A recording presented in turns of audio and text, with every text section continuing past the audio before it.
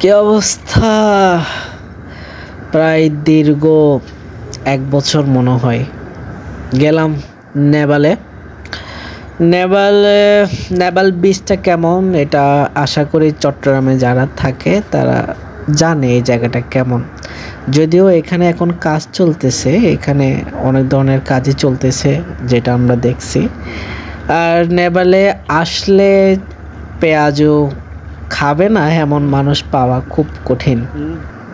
কাঁকড়া তো আছে সাথে, কাঁকড়ার সাথে পেঁয়াজও, মানে এটা একটা বিশাল একটা খাবার, এটা খেতে হবে। মানে এটা না খেলে নেপালে আসার দরকার নেই। নেপালের ভিউ প্লাস পেঁয়াজু কাঁকড়া, এটা হচ্ছে সব থেকে আকর্ষণীয় একটা জিনিস। নেপালে ছিলাম, অনেকক্ষণই ছিলাম। দেন সেখান থেকে আমরা সি বিচে ব্যাক করলাম। সি বিচে ব্যাক করে দেখি যে এখনও হাতে গোনা মানুষ আছে।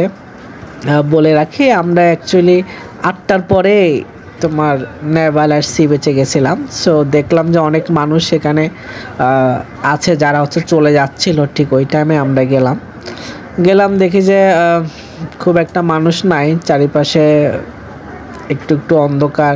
তারপর সামনে দেখলাম অনেক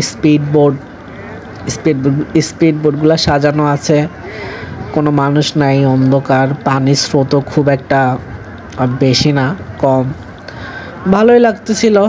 এরপরে অনেকক্ষণ ছিলাম, তারপর একটু নদীর পাশে বসলাম। পাশে বসে আমরা একটু ফ্রেন্ডসরা মিলে কথাবার্তা বলতেছিলাম আমাদের সাথে। পানির স্রোতের আওয়াজ আসতেছিল ওই সময়। আমরা দূর থেকে বোটগুলা দেখতেছিলাম আর গুনতেছিলাম। অ্যাকচুয়ালি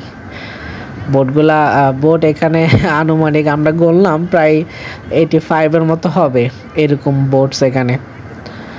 তারপর দেখলাম যে বোট গোনা শেষ, তো আমাদেরকে আবার ব্যাক করতে হবে।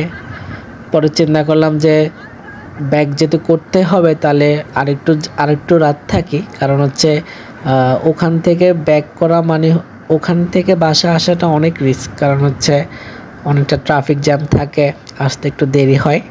তাই আমরা একটু দেরিতে করে রওনা দেব, ওই হিসাবে আমরা আরও কিছুক্ষণ থাকলাম।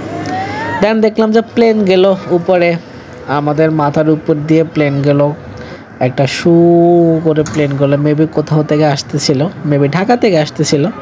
আমরা সেটার একটা ক্যাপচার করলাম প্লেনে। দেখো খুব সুন্দর করে প্লেনটা আলো দিয়ে আসতেছিল। তারপর আমাদের মাথার উপর দিয়ে ভু করে চলে গেছে বাংলাদেশ বিমান এয়ারলাইন্স। খুব সুন্দর, ভালো লাগলো এই ক্যাপচারটা করতে, ভালোই লাগছিল, দেখতেও ভালো লাগতেছিল, কত সুন্দর করে যাচ্ছিল। আমরা ফ্রেন্ডরা মিলে দেখতেছিলাম, টাটা দিচ্ছিলাম। ছোটোবেলায় আসলে প্লেন দেখলে আমরা সবাই হাত দিয়ে টাটা দিতাম, যদি কেউ দেখে আমাদেরকে সেই টাটা যদি ব্যাক দেয়। ভালোই নদীর স্রোত ছিল, মেবি জোয়ারও ছিল ওই সময়। তারপর চিন্তা করলাম যে যেতে তো হবে, তারপর ব্যাক করলাম। সিএনজিতে আমরা সবাই উঠলাম। সিএনজিতে ওঠার পরে আমি বাসার কাছে আসলাম, সেখান থেকে রিক্সা নিলাম। রিক্সা করে বাসায় চলে আসলাম।